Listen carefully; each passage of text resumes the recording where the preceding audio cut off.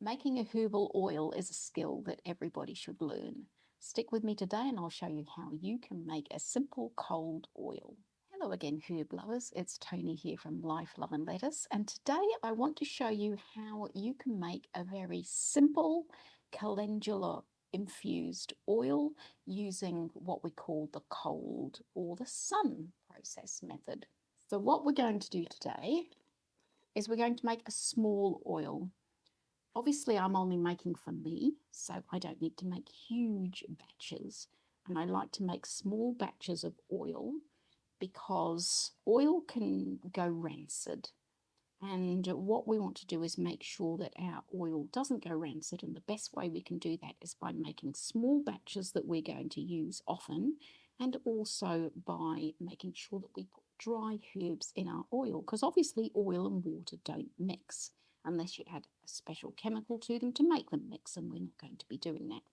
So I'm going to put probably, I don't know, just loosely pack a jar until it sort of looks like it's full, but it's not really because there's lots of air gaps in here. So I would say I'm loosely packing my jar. You can see there's lots of air spaces still in here.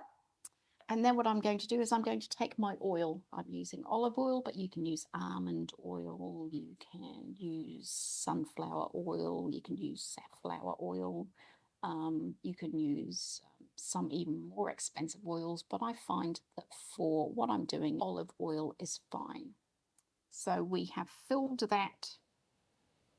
Oh, it always looks so beautiful when you put the oil in. I'm just going to pop a chopstick in here just to pop out any air bubbles that might be lurking.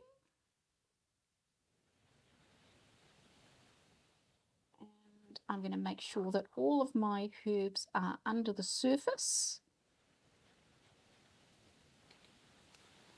And then I'm simply going to put my lid on. Wouldn't matter if you were using a metal lid in this instance because it's olive oil, but there we have it.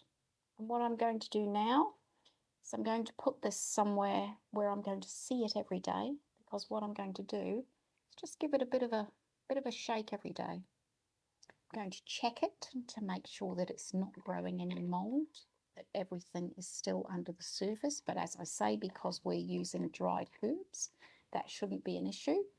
And some people say to leave this in the dark. I just like to leave it out on the bench where I can see it. Other people like to leave these out in the sun and have the sun put heat into the oil to extract the properties of the herbs. But I just like to kind of leave them on the bench for 5 or 6 weeks. And at the end of 5 or 6 weeks, I will strain the dried herb out and I will have a beautiful herbal infused oil. There are other methods for extracting herbs into oil, and we'll cover those off in another day. But for now, I will say love and lettuce, and I'll see you again another time. Bye for now.